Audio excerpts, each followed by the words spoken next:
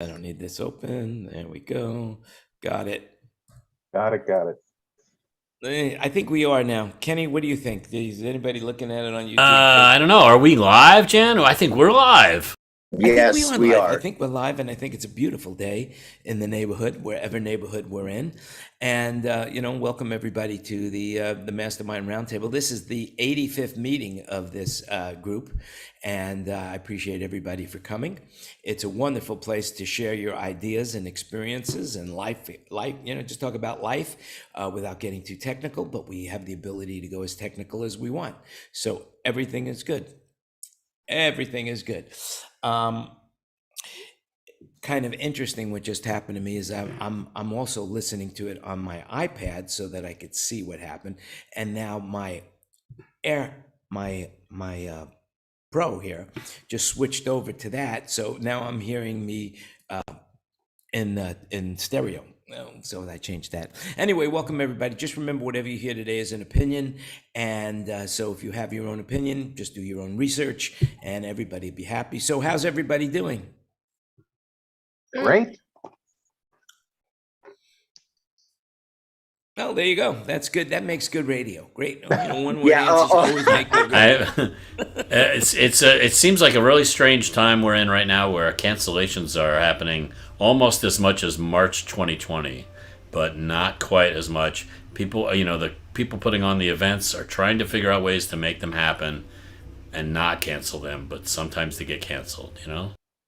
My shows got canceled. The ballet. Which ones? The Nutcracker or something Nutcracker. Else? Yeah, they did. They did the let's see. Christmas was Saturday, so they did the Thursday and Friday shows, and then they had Christmas off, and they were coming back for 2 shows on Sunday. Never happened. Some of the dancers got sick, and that was it. Yep, that seems to be the trend. People getting testing positive, and then boom, cut the cake. Except for I'd like to bring in Kurt right now. I'd like to bring Kurt in and Steve because basically what's going on in the world. Kurt, you want to share what's going on with you or not? All right, I'll go up for a second. Yeah, tested positive. My daughter and I this morning. Today, wow. Holy shit! Yeah. How do you feel? How do you feel? Yeah. It's weird. She had a little fever last night, and then that went away. She seems to kind of be all right, but I never had a fever, but starting to feel chest congestion and sore throat stuff. So you got 5 days at home to fix gambles now. Yeah, right. Actually, Kurt has another project taking down Christmas ornaments, it seems. Yeah. That just got bounced a week. Did all the ground level stuff. I'm not going out on the ladder like this. I couldn't find any COVID tests anywhere, and I finally ordered them on Amazon, and they actually came in today. I couldn't find them. I had to pay. Now, how accurate are those tests? It's a 50-50 shot. No, I have no idea. I mean, they're the antigen, so it's going to tell you if you're active in COVID, if you're suffering from it right now. But as far as a percentage, I have no idea. No. Yeah, for $200, but I found out in 45 minutes. And I was supposed to fly to Maui tomorrow, so I guess that's not happening. I guess that's not happening. Oh, sorry about that. Yeah. Now, Steve, Steve Sluter, you want to talk about your experience? Well, I had it. I tested positive last Tuesday, but I have had really no symptoms at all. And my wife tested negative, and she was sneezing and coughing. So go figure. All right. So what I want to know is, what I want to know is it possible that we've all had it and we don't have symptoms, so we don't know we've had it? It could be. I mean, I haven't had any symptoms. Yeah, my stepdaughter. None at all. Not even the slightest sore throat or anything, huh? I mean, I had a tiny sore throat, and I'm talking very minimal for like one evening, and that was it. My stepdaughter, she had a test, not the antigen, but the one that actually tests within your body. Right, PCR. Yeah, exactly. And she had it at some point, and she hasn't been sick. So somehow she did have it though. So it's possible. if you've got the, if you've had the vaccine, it's just Yeah, I've had all three of mine. So Yeah, me too. Yeah, Kurt, what about you? Plus, I drink heavily. It helps. Oh, he's away. So I wonder what the chances are that, like, we're all sick and we just don't know it because we've been vaccinated. I'd say pretty good odds. We're probably Because all had it. when we were working on the Manilow show, the Christmas show, from the end of November into December 22nd, the basic premise was don't ask, don't tell, don't test us, and we won't know if we're positive. And then the very last show in Chicago, they tested us, and we had to cancel the show because somebody tested positive. It was crazy. oh, So I suspect that there were other people that were testing positive that would have tested positive had we tested. But since we didn't test, who knows? Oh, I bet you're right.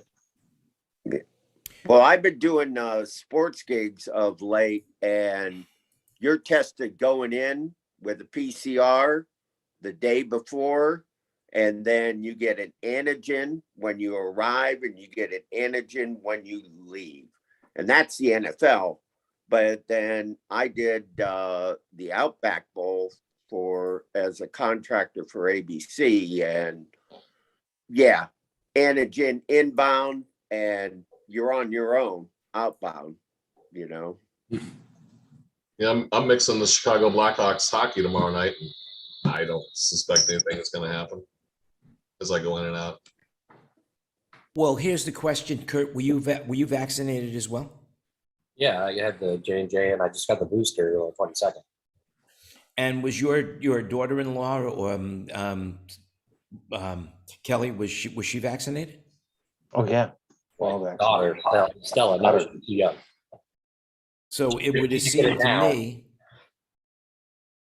it would seem to me that the only people now that are having problems with any kind of sickness are those people that are not vaccinated. Yeah, I bet that's generally true. I'm going to guess maybe 70% that's true. But I wouldn't be surprised if there's a certain percentage of vaccinated people that are getting very sick. Yeah, there are a few. Back in 24 hours. Say that again, Kurt? What about 24 hours? My daughter seems to bounce back. I mean, I didn't think I had any issue with it at all. I picked her up from school yesterday, and she just complained a little bit about having a little fever. She had a little fever, like 100, 99 something. And I looked all over for a test kit, couldn't get in anywhere with a rapid test. I couldn't get her tested. And then I gave her some Tylenol and stuff, and it went down. And this morning, no fever. But I had to have her tested anyway before I could take her back to school. So I had to go pay $200 and something a piece for rapid tests. So I paid $400 to get the three of us tested this morning. And we both came back positive. But my girlfriend, who lives here, tested negative. And the only one of us, well, I don't feel terrible yet. I'm hoping that I come back in 24 hours. She did. She seems almost fine now. And I got really sick after NAM, the last NAM, in Anaheim, which is like right when all this started. And the way I feel now feels a lot like that. So I kind of think I had it back then. Well, it seems as far as testing goes, the government is saying that the demand has tripled for testing. So they haven't geared up yet to get enough tests out there for everybody. Yeah, not here in Vegas. It's up 12-fold in Vegas. Wow. But it's the vast majority are negative. So there's just a lot of people who are very concerned, but who aren't actually sick, as it turns out. Right. We're not canceling. I haven't seen any major cancellations here in Vegas. Well, I'm supposed to do a corporate thing there starting on, the load-in starts on the 14th, and I just got word today that it's probably not going to happen. I've had tons of stuff cancel. What was that, Safari? No, that's called Service Now. You ever heard of that? No. Yes, I have. Service Now, it's a software company, and the event was supposed to take place at the MGM Grand Arena. They're huge. Oh, is that right? Okay. What do they do? They do help desk stuff to go ahead and track all your help desk people and then go ahead and get all the metrics and, but yeah, they're kind of number one in their niche right now. Interesting. So Okay, well. Yeah, they're kind of like Salesforce is in their niche, Gotcha. Yeah, I got a feeling Salesforce is going to end up buying them because, they got so much money and they're going to have to burn it soon. So, yeah. Well, anyway, it was supposed to be in Vegas, and they're talking about moving it to San Jose, I think they said, because that's where they're based. So they were talking about taking it to a smaller venue nearer to their home base so that their executives don't have to travel. Yeah, well, it's a risky thing to travel these days because not so much because of the COVID stuff, but thousands of flights are canceled. And there's an article that I just read. I was blessed. I think all my holiday travel, not a single delay, not a single canceled flight. I mean, smooth. All my flights were on time. I've heard a lot of stories like that, Mike, and I tends to make me think that the news media are exaggerating. They wouldn't do that, would they? Well, not a chance. No, Kurt got a very long vacation on his way home. I've been following that. I had a hell of a time coming home from Palm Springs. That's true. Yes.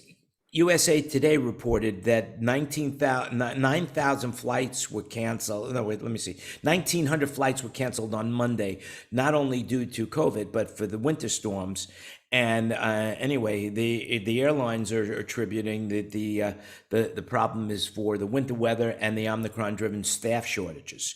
So I was reading an article today that interviewed a couple of different pilot union executives, and they said, on their end, the biggest problem is the airlines, to what Greg was saying a little while ago, they're trying to make back money that they lost last year. So they are maxing out their schedules. So if there's any hiccup, whether it's COVID, weather, pilot got a flat tire on the way to the airport, it doesn't matter. If there's any hiccup, it throws everything into chaos, because they are counting on everything going perfectly to keep their schedules that they currently have.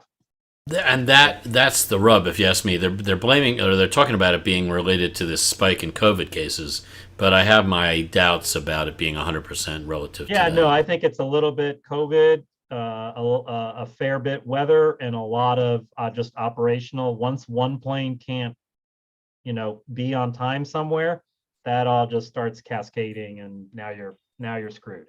And like I said, I meant, when I said lucky, I meant it. But I was happy to, maybe I chose the right days to travel. I don't know, but I was home on time, and all my travels all on time, no problems. Yeah, I had relatives fly down here for a Christmas gathering. Fly down here to Florida. And it was wonderful. And she was like calling me going, I could get a really good rate out of O'Hare on Frontier. And I went, no. Yeah, do you have points on United? Go ahead and spend them and go there. Or if you have points on Delta,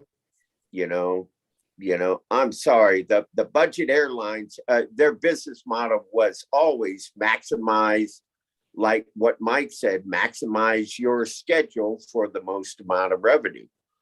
And they're trying to go back to that model, but they have shareholders that they got to answer to, and I understand that. But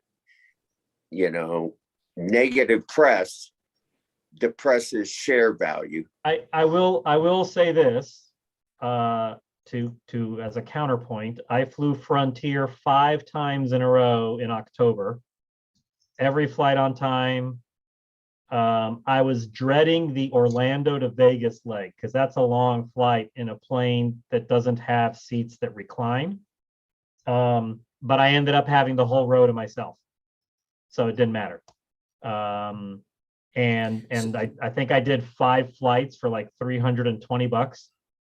Do they call that hobo first class? Is that hobo first class? Yes, When you and have it the was whole it road was to yourself? excellent. So look, if you know what to expect, I was fine with it. And then I will say this too, the budget airlines and the younger airlines tend not to have the pilots that have super high seniority in the union, or flight attendants for that matter. They tend to have younger staff who therefore need to work more to earn the same as their counterparts. So, flight attendants that have 20 years experience make more per flight than a flight attendant that has 2 years experience. So I have this suspicion that on the budget airlines and the younger airlines, the newer airlines, the pilots and the flight crew are a little more motivated to get off the ground and get to their destination because they need that next flight to make their car payment, or they need that next flight to make their house payment. Now that might be a horrible thing to put my life in the hands of, but yeah, because all of them don't get paid until the door's closed. Exactly. Yeah, we all want to fly with Sully Sullenberger. That's all there is to it, If you're getting on a plane, you want to be with Sully Sullenberger. That's if I'm flying not anywhere, anymore. man, give me Sully. He hasn't flown in 10 years. I'm not getting on a plane with him. He's rusty as hell. Yeah, he's probably gonna be rusty. A pilot friend of mine, that the way that they advance in seniority is calculated in part on how many manual takeoff and landings they do, even though statistically it's safer for the computer to take off and land the plane. So they're turning off the computer that can take off and land the plane statistically safer than a human in order to purposely do it themselves so that they can move up the ladder. Right. That's the same that happens with all the budget Asian airlines where you're located, Jan. Air Asia, Smile, you can go on and on and on. There's hundreds of them. Same thing. What I found, I was going to, from Bangkok to Angkor Wat, to go to Angkor Wat in Cambodia, and I said, "Oh my God, I got to fly on this airline." But they were, to Mike's point, they were quite motivated to go ahead and get it done. And even though it was an uncomfortable flight, but it was only an hour and a half, so that was fine. And I got there, and it was cheap. It was 1,200 baht from Bangkok to I forget the name of the city, wherever Angkor is located. It was great. So, there are merits, and I agree with you, Mr. Brown. Mr. Brown, look at that. Yeah, Jan, there are some benefits. That's respect, Jan. Respect. The one thing I did learn, though, from the movie Airplane is never order the fish. That's all I could say. Unless, of course, they're serving frozen fish heads. If they're serving frozen fish heads, then go ahead for it. Go for it. But it's if always it's good to suck. If it's a baked fish, then you stay away, right? That's it. Any kind of fish. That's it. I'll have the chicken. Tastes the same anyway. What's and going on never drink the coffee on an aircraft. Because why is that? Why is it always so terrible? No matter what airline you go they on, never clean it. Stinks. There's not enough time. They only clean it when the engines are serviced. Oh, God. Well, maybe it's because they use some jet fuel to make it more powerful. Hey, Bob, did you scrub the cowling and the coffee pot? All right, check this out. So hang on, let me see if I can get this to show up. I don't think I can. Let me turn off your background. Yeah, your background's got to go away. Spare tray, spare spelled with an AIR. Okay. Oh. So this gizmo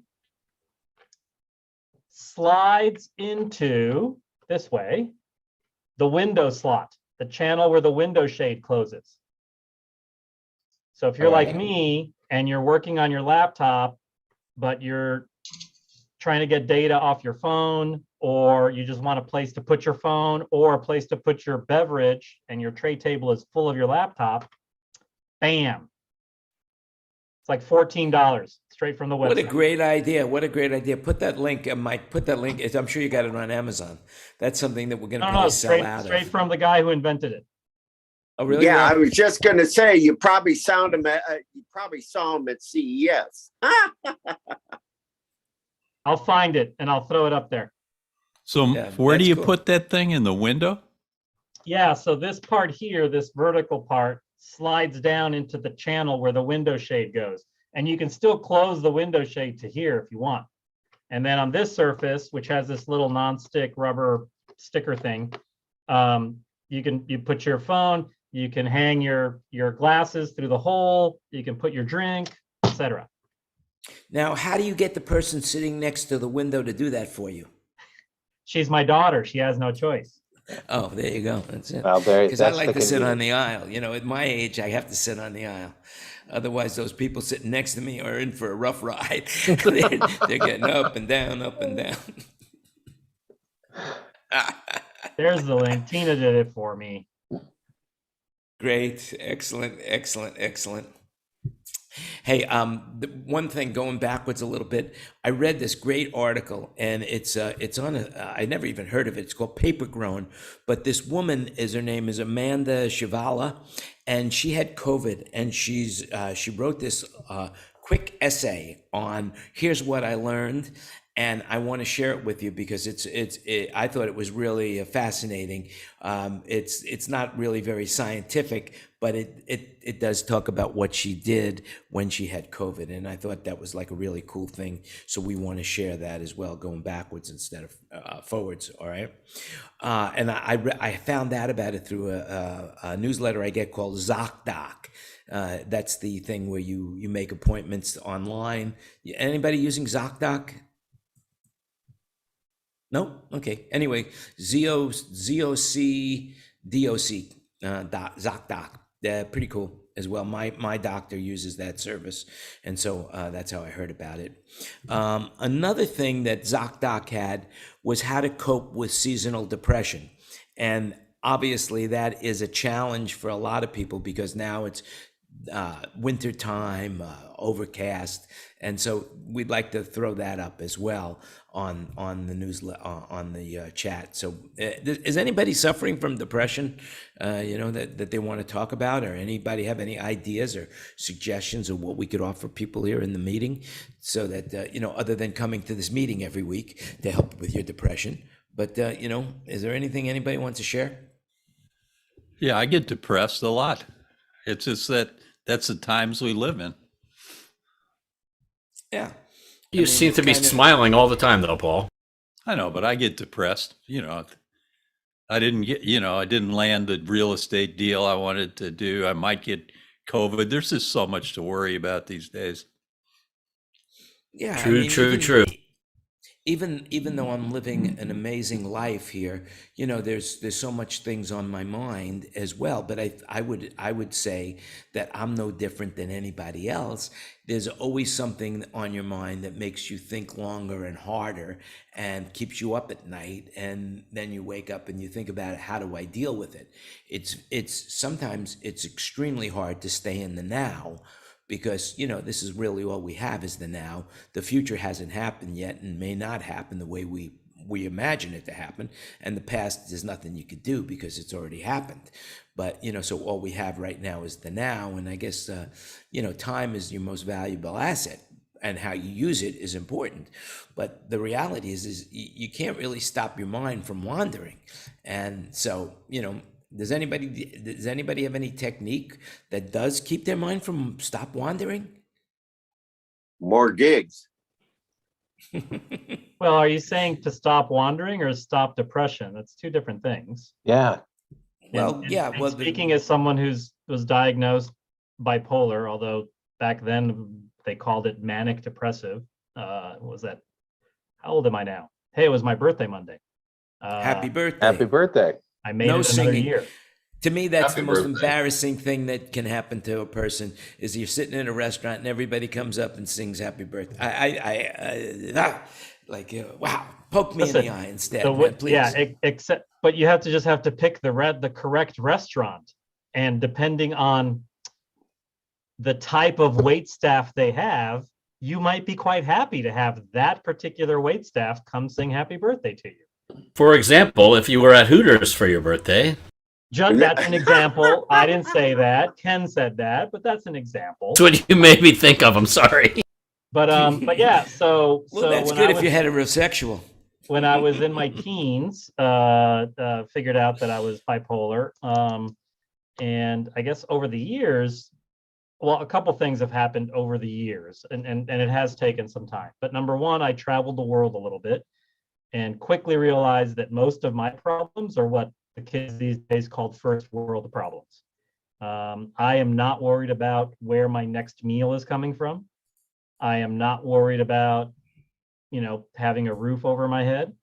I am not worried about, somebody beating me up or killing me or assaulting me. So all in all, life is pretty damn good.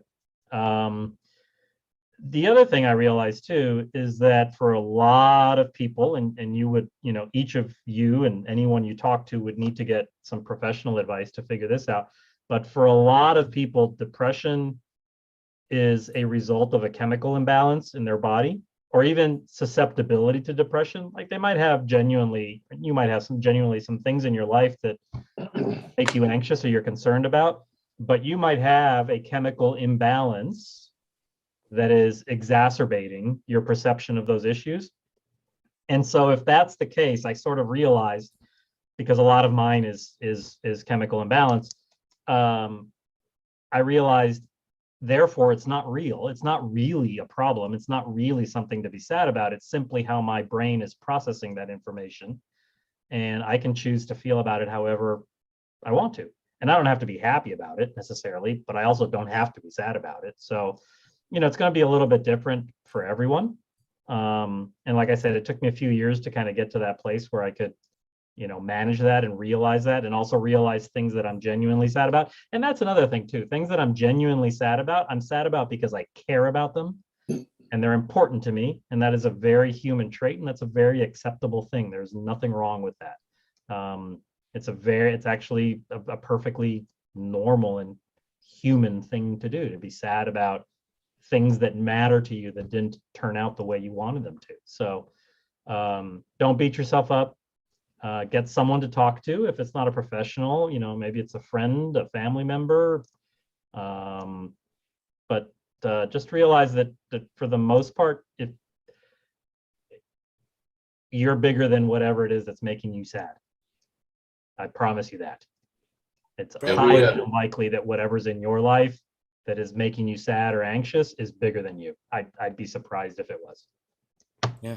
Fred, what about you? The reason you seem to be the most successful of all the people that I know in the industry. You're working 24/7, or you're the only one that always seems to be, no matter where you are, you're working all the time.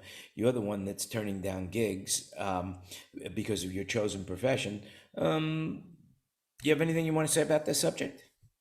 Well, I just, I'm a little sad. I'm just going to drop this link in the chat here real quick. We lost one of our family members here in Arizona yesterday. Dee Dee Hill passed away. I've worked with her for almost 40 years as one of my A2s. She was a wonderful lady, but that demon alcohol just followed her around, and she fell a couple weeks ago and had a brain bleed and broke her face bone, and her family had to pull her off of life support yesterday. So, yesterday was not a good day, but we understand what it is. We've all been there trying to help her through her demons. I actually at one point had her brother going to get her dogs, and I was on my way to her house to help another Fred Aldis, who used to be the senior guy for Fox, broadcast Fox. We were going to take her to a rehab place, and she sobered up or got drunk more or whatever and called me off. And I was only about 10 minutes from her house, and I turned around and came home. But you can't force somebody to go get help if they don't want it. So yeah, that's a tough one. Sorry, Fred. Wow, that's a bummer. We're sorry to hear that. Yeah, by the way, speaking of that, did anybody see Don't Look Up? Yes. On Netflix. Yes, I watched it. What an interesting film, huh? What an interesting film. It's such a commentary on today's society, isn't it? Really That's is. why when Fred said, if you don't want to get help, you don't want to get help, no matter what I always say, if I tell you that in this cup is the secret to life and everything that you ever wanted, but you don't want to drink it, what's the difference? What's in there? It could be coffee in there. It wouldn't make a difference because you're not going to experience it. But the interesting thing about that particular movie is that it's scientifically proved that there's a comet coming to, if you haven't seen the movie, it's on Netflix, and I highly recommend it. It's really done well. I mean, the acting in it is spectacular. Meryl Streep plays the president. Leonardo DiCaprio is a scientist. Jennifer Lawrence is in it. And the cast is like the who's who of Hollywood. And yet it's on Netflix. And it'll never hit the movie theater, which is really amazing. It's really good. And, and I kind of equated it to how many friends over the chemical years that several of us are survivors of, how many people that we've lost in, over the years. And the great joy that we had, but then also tempered by the great sorrow, that you can only do as much as you can do. Yeah. And that one, Jonah Hill seems to be playing a character that's doing a lot of blow, a lot of cocaine for those people who are not following my generation, because he's doing that kind of thing in the movie. Did you guys pick that up? Yeah, She's the son of the president. He's I loved when he called her mom. That was great.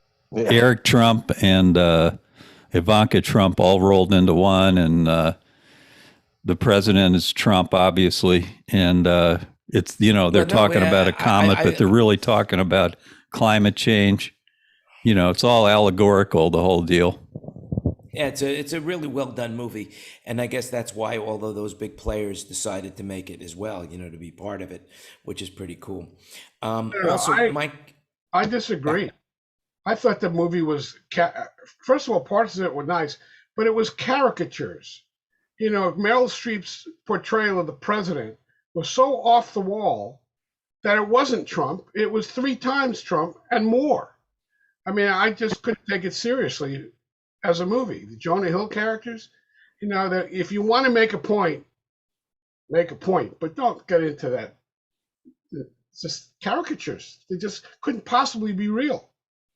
So I thought it was a farce, and I thought that was part of the farce aspect of it, is that they were taking it to the nth degree of being a farce.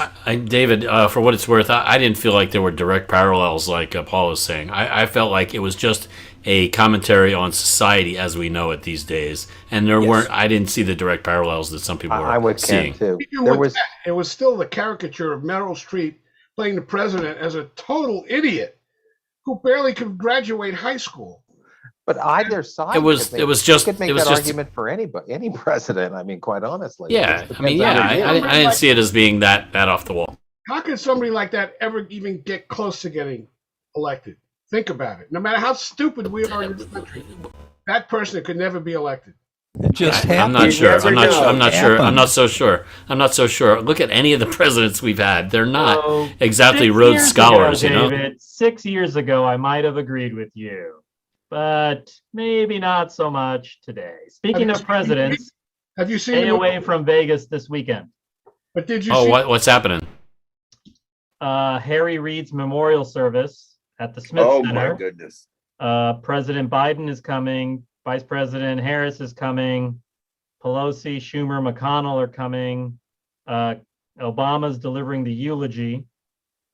Thankfully, from what I hear, Bush, Clinton, and Carter all declined the invitation. Well, and as you might have guessed, no, Mr. Trump was not invited. Now, what about the airport? Is it now officially it is called officially Harry Reid International Airport? Has the call lines changed? No, because LAS. No, LAS will always be. It will. Wait, are you saying it's no longer? Are you saying it's no longer McCarran? It's Harry Reid. It is Harry Reid. Wow, that's amazing. He paid a lot of money for that, huh? You know, it's like the life, sports arenas. Yeah, that's what I'm saying. It's like the sports arenas changing their names. You know, he didn't, but it cost. The deal was to rename it because that's been in the works a couple of years. Was that no public money could be used, and I think the county, because the airport is in the county and the county runs it. I think that when the county said that, they thought that would kind of seal the deal and it would never happen. And the private organization that was spearheading it had the money raised in about 3 weeks, 5.1 million or something. So does that mean they have to change the street signs too, and regarding, you know, the directional signs this way to the airport, you know? Yeah, the ones that actually say McCarran, yes, all of those will have to be changed. And but the private organization has to cover that. So they will reimburse the county or the state, depending which road it's on, for that cost. Wow, there's a lot of reimbursing going to go on. The interesting thing is McCarran, if you don't know who he was, I believe he was the senator that got the money appropriated for the airport in the first place. Is that right, Mike? That is correct, but it also turns out he was a racist, misogynistic pig. And we've decided that we don't publicly like racist, misogynistic people. Well, privately, sure, society. But so how's Harry Reid doing? Is Harry Reid a good guy, and why him? Yeah, was he from Nevada? Yes, he was our senator for many, many, many years. He represented Nevada in Congress for 40 some years, I think. Senator for most of them. He was the head of the Senate for many years. And Senate Majority Leader. And I lived here during the Great Recession, and thank God for Harry Reid, because you would not believe the amount of highway funds that came into Nevada in 09, 10, and 11, and that helped keep our economy fueled. You know, Harry Reid did a few good things for Nevada, like Michael just said. Plus, he put the kibosh on. I just got Yucca mental block. Yucca Mountain. He put the so all y'all with nuclear waste, y'all can keep it. We don't want it. But he also changed the Senate rules where you no longer needed 60 votes on certain things, and of course that ended up costing us dearly in regards to the Supreme Court. But anyway, that's politics. Was he Democrat or Republican? Democrat. He was a Democrat. But like I said, we're not talking politics here. So that's all. Just honoring one of our past politicians or past leaders. Yeah. Yeah. You know, I just saw a recent article, or it was a TV show or something. Oh, I know what it was. It was Bill Maher. And he was talking about how the fact that congressman or senator is the only job in the world that you don't need any kind of resume whatsoever. Nothing. You know, you're unqualified for the job no matter who you are when you get the job. You don't even need a high school diploma. You could even be a convict. You could be a felon. Yes. I believe. You just wouldn't be able to vote for yourself in most states, but yes, there is. The only one that has qualifications is president. You have to be natural born and at least 35 years old. Yeah, and then once you're there, even if you're there as a congressman for only one term, which is 2 years, the benefits that you get for the rest of your life are off the hook. Lifetime medical. And AOC is going to turn 35 in just in time for the next election. Well, she's never going to be president of the United States. But let's not get political. Let's not get political. Yeah. We're off subject here. I actually have a question for Fred, if you don't mind, sir. When was the last time you did an ABC broadcast gig? ABC, ESPN, whatever. For them directly, or just just one? I did. I did the Outback, which was, I think, where we were Team L. You know, because it was New Year's Day, so we got and I think my last one was probably at the Pit in Albuquerque sometime last year. I'm actually doing one on Saturday. I'm flying up to BYU. Really? I'm flying up to BYU to do college basketball at BYU on Saturday. So That's for ESPN, but it's through a crewer. It's not for ESPN Direct, but it's going to show up on ESPN. Right. I just found their crews just to be a bit more challenging for crew people. That's all. Well, luckily, this one's going to be a regular broadcast. Actually, I take that back. I think it was last summer. I did one of the 2 in a row. We were in Fresno and Bakersfield. They had 2 in a row of these at-home productions that ESPN does.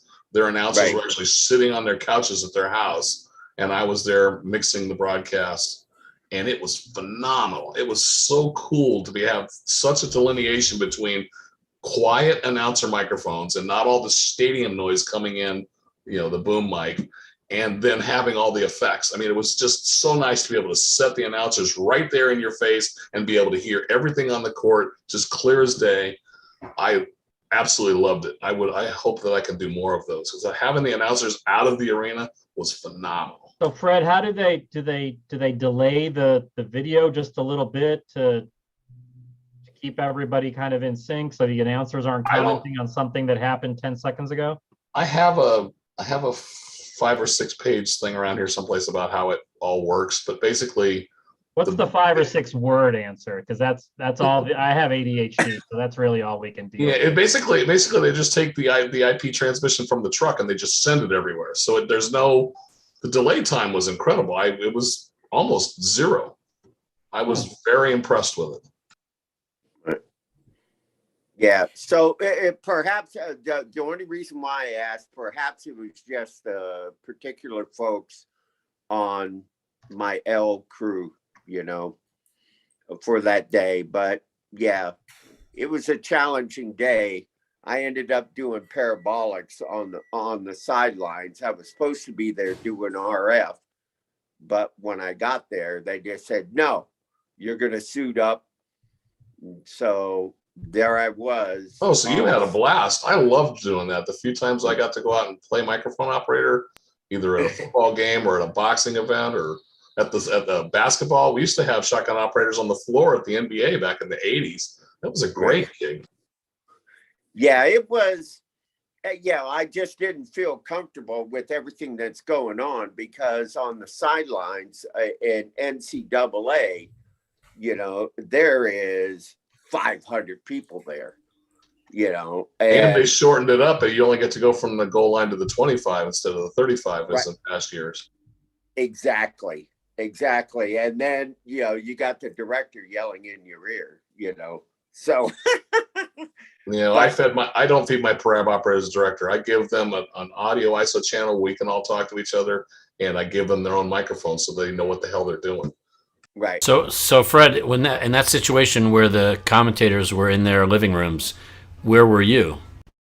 I was in the truck, either in Fresno or in Bakersfield. So I had all the microphones in the venue, for a basketball game, the PA, and then all of the stats people and whatever. And it went into this box that ESPN shipped in, and I got the announcers' voices out of this box, mixed the broadcast, and sent it to Bristol. But somehow through their little setup, the announcers were able to see the program feed, and actually the latency was like I said, it was probably a frame. It was so fast. and then you fed their headsets get fed from you, right? Yep. So what do they listen to? Broadcast. It just wasn't. Well, they heard whatever they heard my effects mix. I'm guessing. They probably had a box that mixed. I don't actually remember. I have to pull the paperwork out and look at it. I think I actually fed. It's not like I need to know, but it's just I'm very curious about how that all works sometimes. Yeah, it can get pretty complex if you're not you. If you're not Fred, that's used to doing that shit. I basically have 4 stems. I have an announcers, an effects, a tape and music playback, and then what I call noises from all the freaking computers and things, all the swishy things that go by on the screen. And I think I just fed those other 3 stems minus themselves into this box, and then they were able to mix those in their own headphones at their house. So what do you think? You think the announcers liked that environment, or would they rather be in the stadium? I couldn't tell you. I'll tell you, I loved it. We got that. It was the most incredible basketball game for me, listening to it clean, like clean beyond ever. Like doing it in a studio, it was so awesome. I bet. Yeah. I couldn't imagine that the announcers would like to be at home. Because when you're there, you get to see everything. When you're not, you only get to see what the feeds are showing you. Yeah, you only get to go off the I'm sure- monitors. Yeah. And I'm sure that when the announcers are there, they're hanging out with the players as well, so they're getting inside tips and scoops that. Well, that, before COVID times, yeah. Now you have to stay 25 feet away. Right. Right. Speaking of inside tips, Lovely. what do you? Speaking of inside tips, what do you guys know about the Grammys that's scheduled for January 31st? Canceled. Oh, Nothing yet. they postponed it today. Did they? Is that official, David? I Yeah. thought it was I a thought it rumor. was canceled officially. Hang It's on. official. It's postponed officially.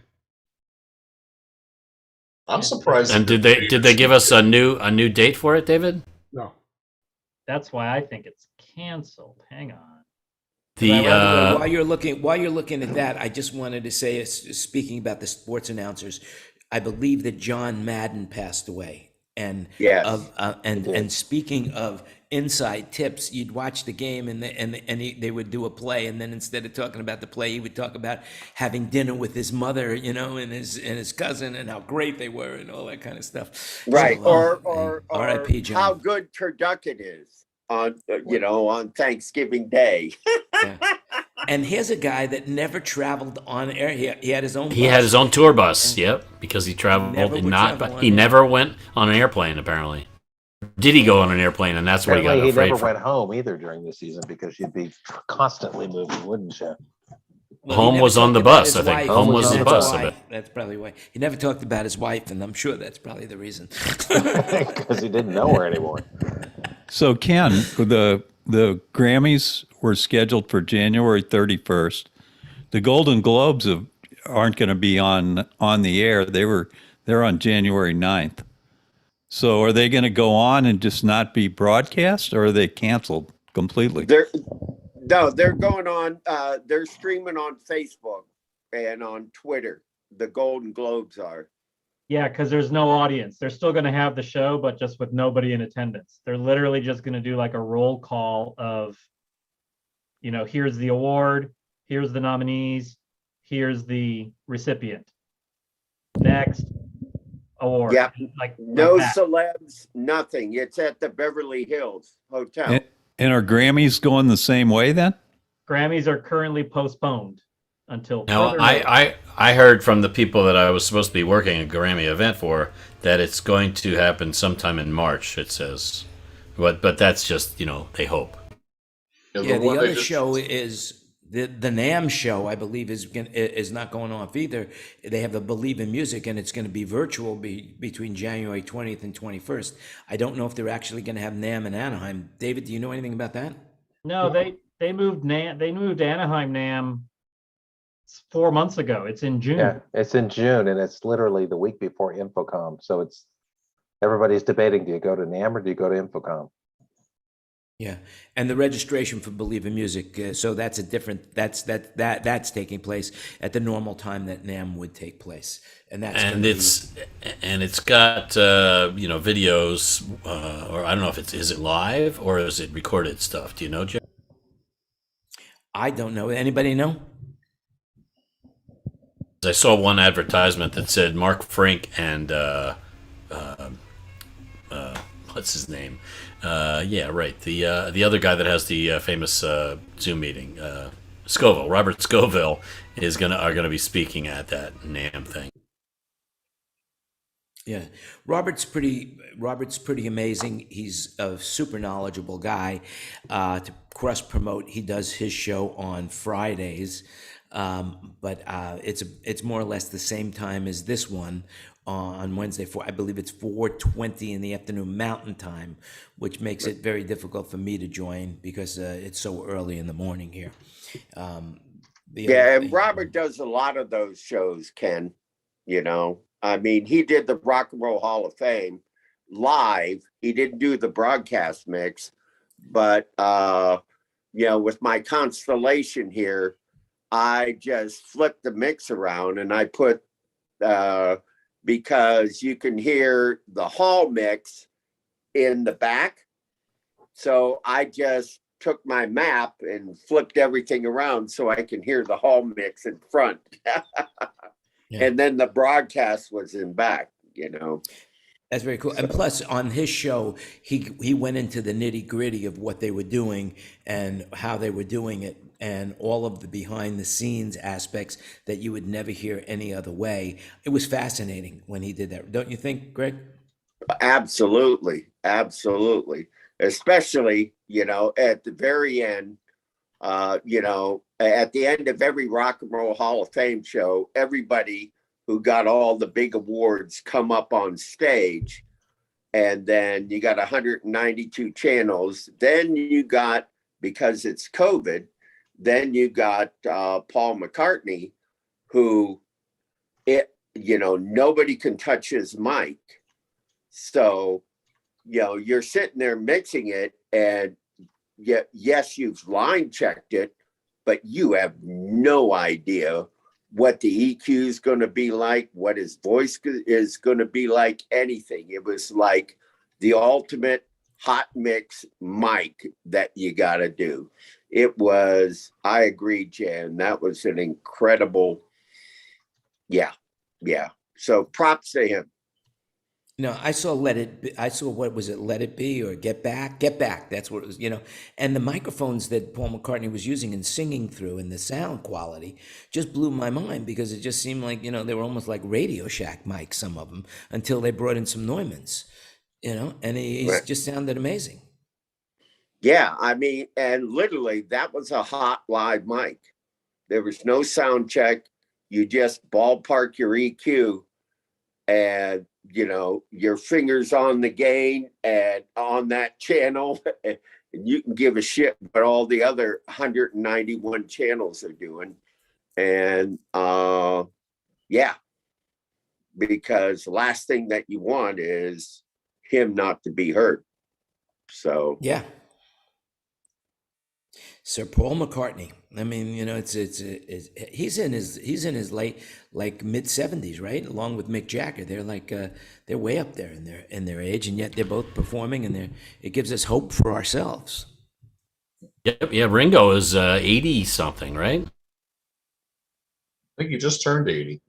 Yeah, there you go. He's going back. I mean, I believe that he wants to do another All-Star tour, which would, you know, I mean, that's pretty impressive. Oh, for sure. Well, Fred, you mentioned that you're doing something. Sounds like it's local there this weekend or something. And you're not going to get tested because it's Arizona or something?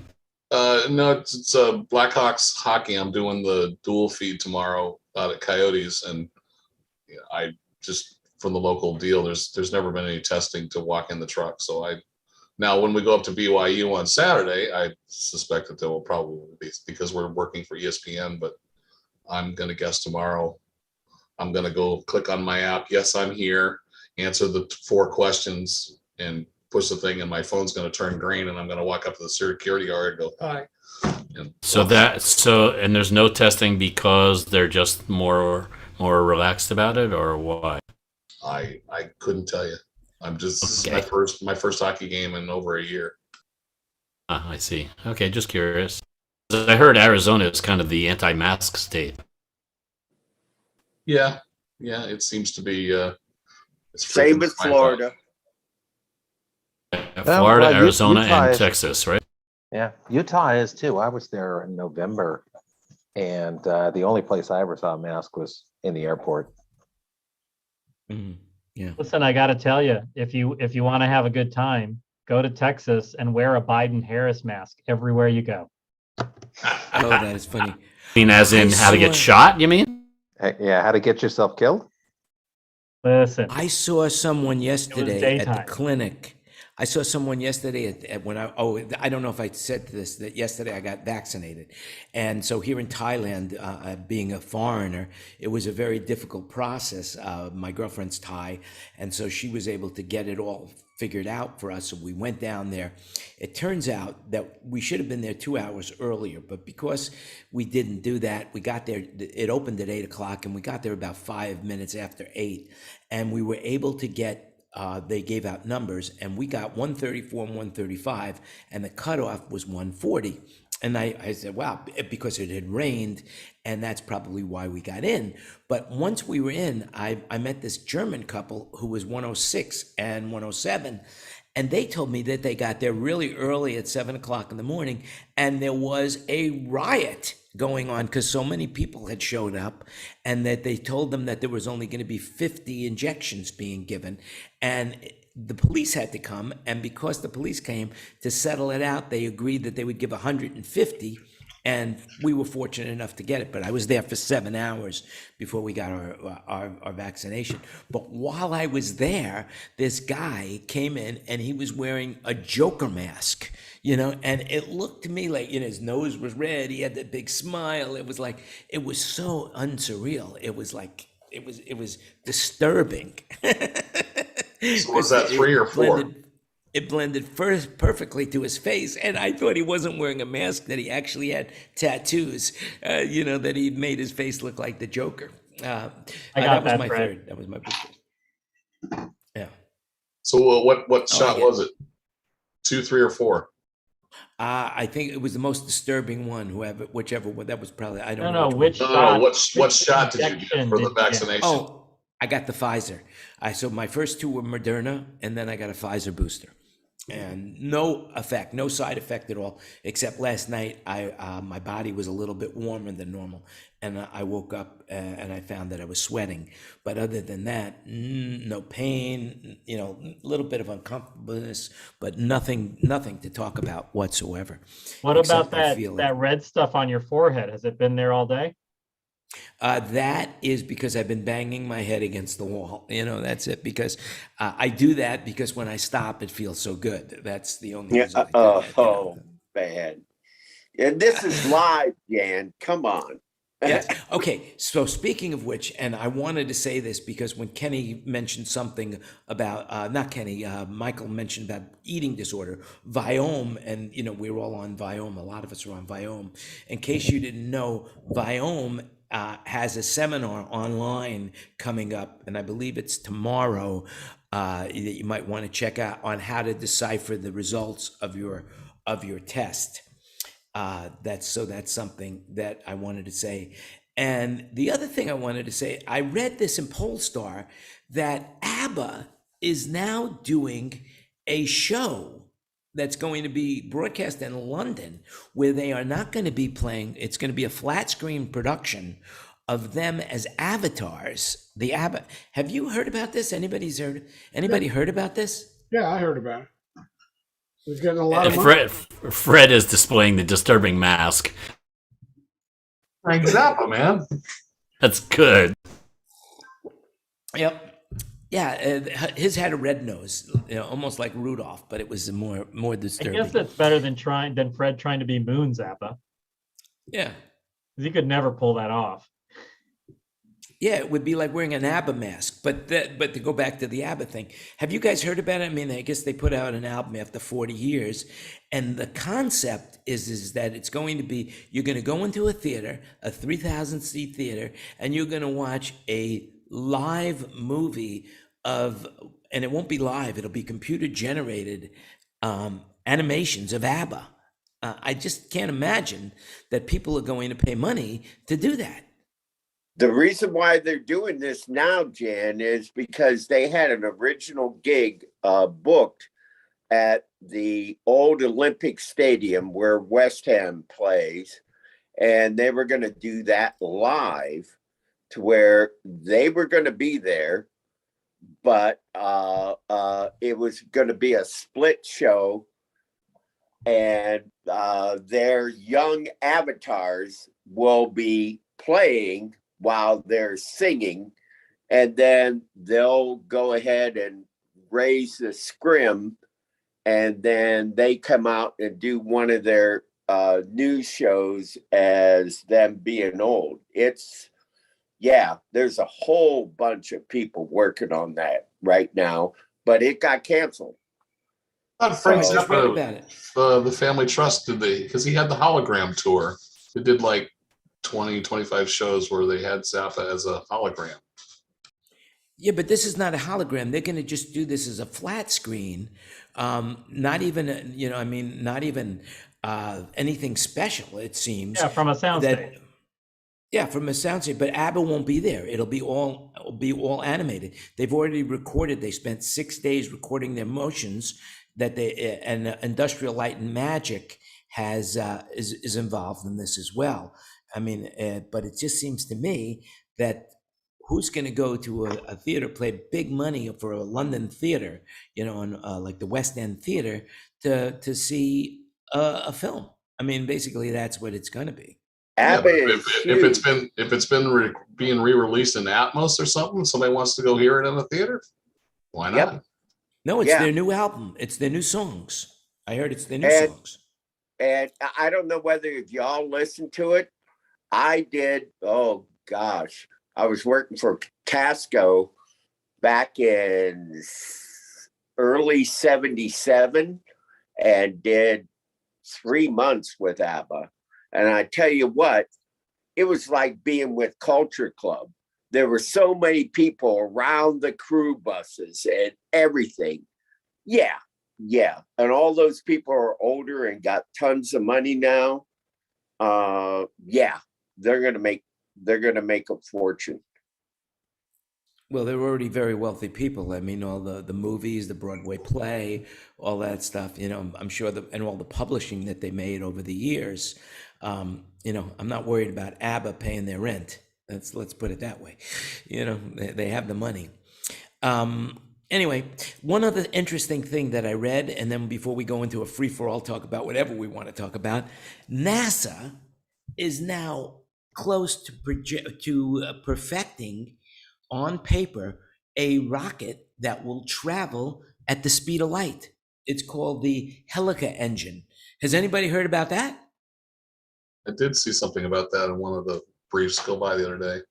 Supposedly it's going to be, they're actually going to break the warp of space, almost Star Trek-ish. Yeah, 99% of the speed of light. But how will we know? Because we won't be at the other end wherever it's headed. So how will we know? But the bottom line, Jan, with that, and I think it's fantastic, and because all the NASA engineers are incredible. I mean, look at what they did with the latest telescope just the past few days. How technically complicated that was, but it all comes down to funding. So, we went to the moon because the politicians said, yes, we're going to spend $1.2 billion of 1960s money to get to the moon. And so, yeah. That was only because of the Russians, and that was the Cold War aspect of it, that they decided to do that. Right, but we can gin up those fears again. That's not that hard. It was the ultimate high ground. That's because if you can make a rocket go the speed of light, you can make a missile go the speed of light. And if our missile goes the speed of light, that's faster than their missile.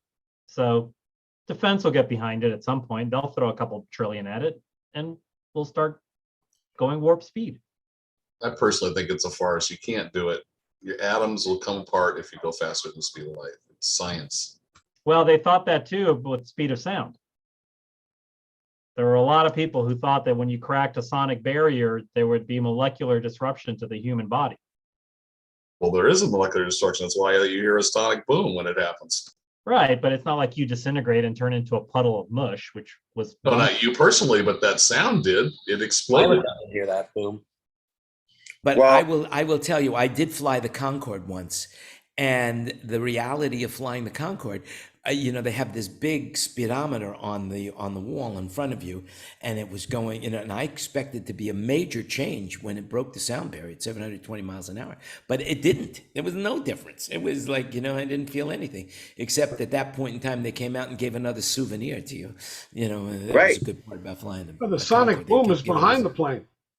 Yeah, right. because it's moving faster than the soundic boom, Jan. Really? Do we have to explain everything to you? Come on, man. No, I understood that concept, but I expected there to be some difference, something, Yes, you maybe got a to little shake in the plane, whatever. It actually didn't go any faster. That readout, that was just programmed to do that. It actually wasn't going any faster. Yeah, it was actually more exciting to run on one of those high-speed China trains. That was a lot more exciting. You could feel it, and it wasn't even half the speed of sound. Just wanted to finish that one in Texas. They're supposedly building one from Dallas to Houston, one of those 700-mile-an-hour trains. Really? Somewhere. I heard they're coming very close to building the train to nowhere from to Valencia. From Valencia to somewhere, Bakersfield or something like that. There's also a huge train going on in Dubai as well. A tube. The whole thing about the vacuum tube that you go back and forth. But I also wanted to mention, I had the pleasure of being on the Concorde 20 times, Jan, until the accountants caught up with me. And that's 10,000 a pop. A year for free. That was 10,000 a pop, Greg. Every time you went on that plane, it was $10,000. Yeah, but my deal was I would always fly out of Paris, and so they said, okay, Greg, I'd be there for 6 weeks and then come back to Paris and always fly the Air France. And on your 20th leg, you're taken up into the co-pilot seat. And he hands it over to you for about 10 seconds, so yeah, it was cool. And I got a captain's pin somewhere here, but yeah, those were the days. Oh, so who were you working for, Greg? I was working for Tasco Sound at that time, and also too, ML Productions, and then Martin Audio at that time. So all three of them. And that was my deal. That's amazing. I was living in Columbus, Ohio, and then I get to Dulles, and then I'd fly People Express back to Columbus. Isn't that funny? Talk about a contrast. Wow. That's a funny thing. So when I went to, and this was from Peter, Peter Sharon. Believe it or not, he's been dead now over a year. December 18th was the day he died. His birthday is January 15th, and I'm planning on doing something for him. For sure, I'm going to change my Facebook cover, to something else, but I've kept it up for a year. But he was the one who got me the free ticket, and the way he got these tickets it was an interesting. Bon Jovi was his client, and Bon Jovi was traveling to Europe, but wanted to come home during the week and then just do the shows on the weekend. And so he was paying $10,000 a pop. And Peter negotiated a deal with British Airways, who had the plane, them and French Airlines, right? And so he got a deal 2 for 1. If they put up the money, they put up $100,000 for 10 tickets, they'd give him 20 tickets. And so he went to John before that, and he said, hey, look, you're flying all the time. Do you want to do this? And John said, no, I don't, So Peter thought, what a great idea.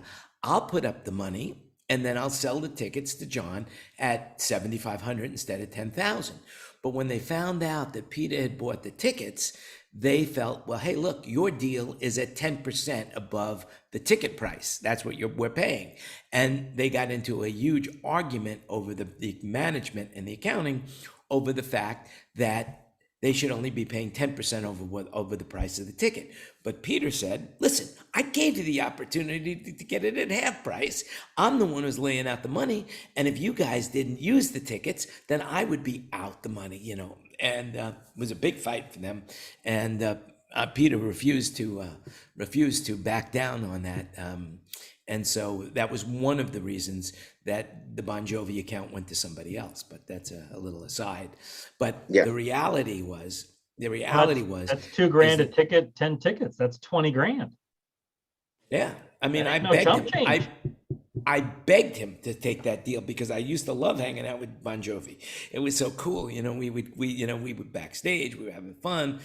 John and I were kidding around. It was like one of my highlights of my life was one day John ran into me at the Universal Amphitheater, and how people go behind you, they go like that. Guess who? I hated that. He did that to me, and then it was for the Keith Richards show. And suddenly it was okay when people come up behind you and put their hands over your eyes. No, it wasn't. I really didn't like it, even if it was Bon Jovi. But it was cool because everybody saw it and they thought I was somebody, more special than I really am. But then we went up into the lighting booth. Where and right, but if you've ever been to Universal Amphitheater, the lighting booth was well, of course it's now gone, but the lighting booth was at this level, and then right underneath it was an empty room where they could have a spotlight, but where they used for case storage, and that's where we went to watch Keith Richards. And I'm sitting on the case. And they came. Richie sat on one side of me. John sat on the other, and they started harmonizing with Keith Richards while I was sitting there. It was a mind-blowing experience of my life. Just an FYI.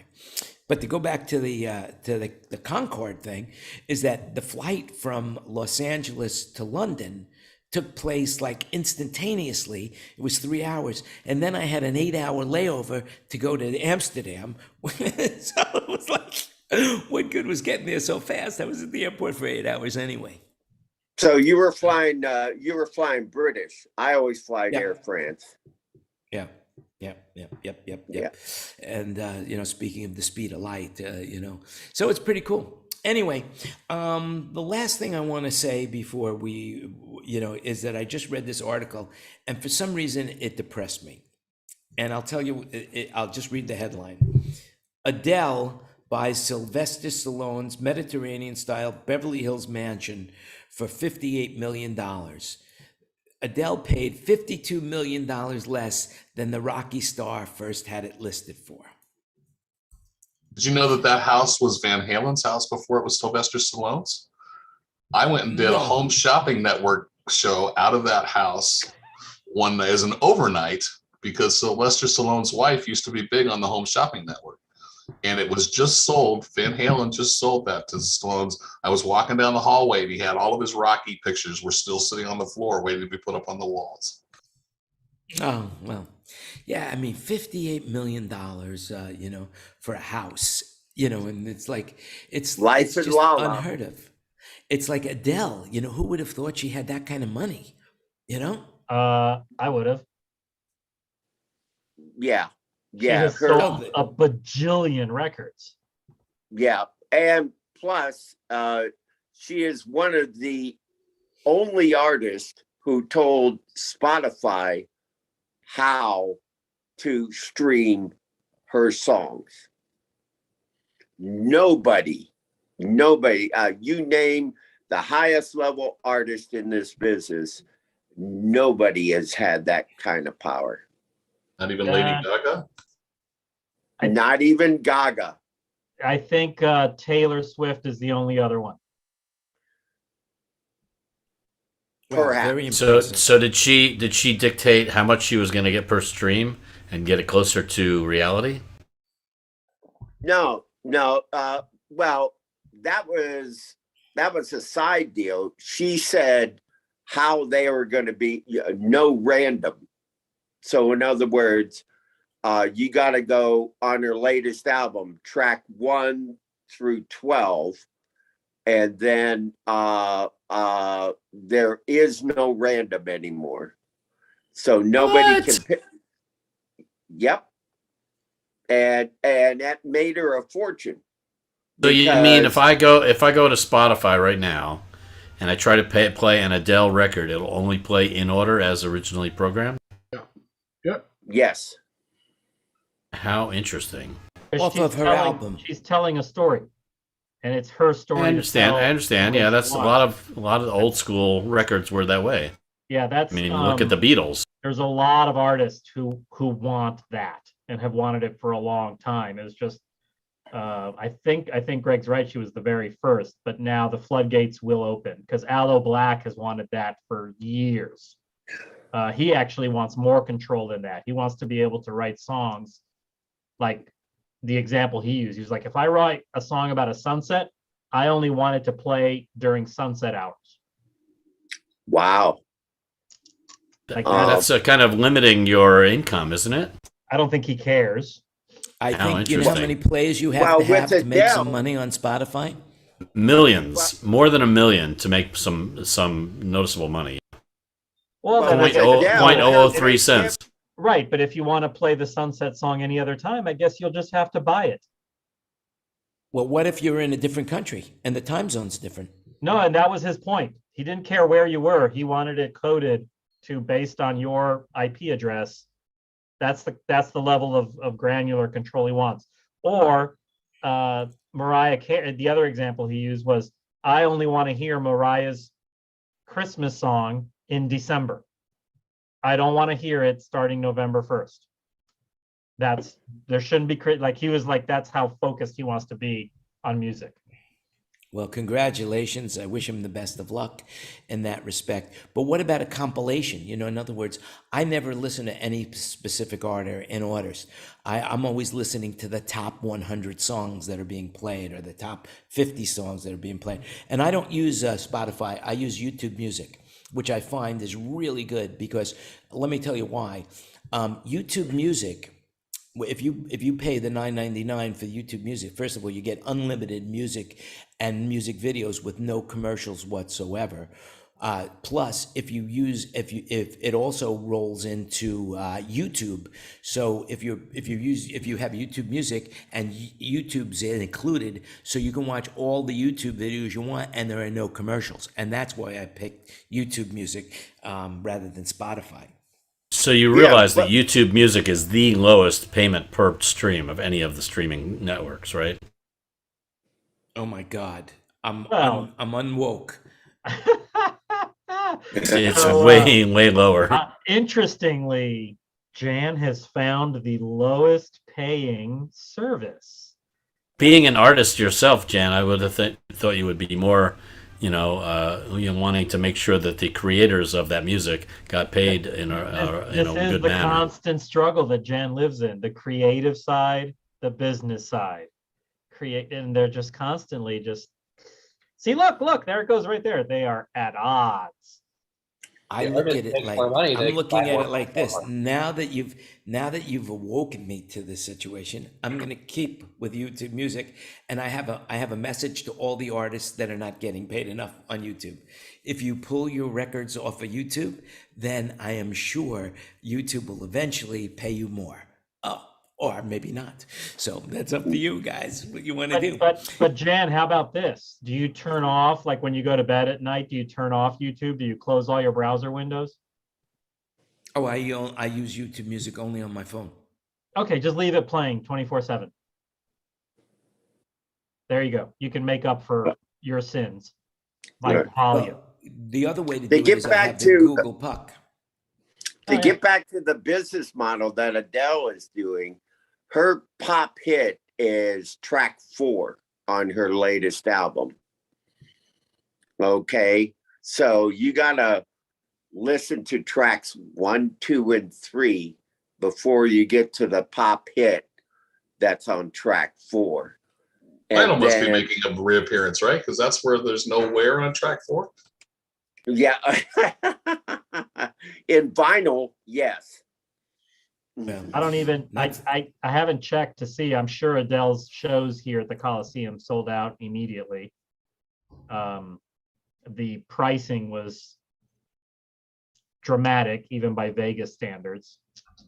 And you have to test negative and wear a mask and be vaccinated. Is she doing a residency or is she just doing a one-off? They're calling it a residency, but so far they've only announced one block, but it's multiple shows. Yes. It's 12 shows. Well, and I heard that she, after the initial booking, added more. Probably. Wouldn't surprise me. So I just went to Spotify and played an Adele album, and my shuffle is definitely on. So I don't know what they're talking about not shuffling. Well, I gotta go, guys. I got Chicago style pizza waiting for me. Oh yeah, go guys, for it. I think that's a good idea. Before we go, and I'll give everybody an opportunity to say anything before they want to leave. But the reality is this: I now have the ability to give you guys a link so that if you want to broadcast this on your Facebook page, that you can. I don't know if you want it or not, but if you do, send me an email to SoundBroker, and I'll send you the link so that you can actually have this broadcast on your page as well, or your it's a link evidently that Restream allows people to restream. That's how I get it on Facebook and YouTube, is through a company called Restream. Just an FYI. So if you're interested, let me know, and I'll send you the link. Share it, Jan. That's all I do. And if people want to listen to the Facebook feed, they can. Perfect. Excellent. Anyway, with that in mind, I want to thank everybody from YouTube and Facebook, because there's quite a few people that do listen to us on YouTube and Facebook these days. I want to thank you for listening. Remember, you could be a part of the panel. Just have to DM me or send me an email at SoundBroker and SoundBroker Gmail, and we'll put you right onto the panel as well. Everything you heard today was an opinion, and thanks for coming and thanks for listening. We're going to stay in the room after. We also stay in the room before, so that you could join that part of the conversation as well if you like, and you never know what we're going to be talking about. So with that in mind, remember, you make it happen. Stay safe and healthy, and we'll see you again next week.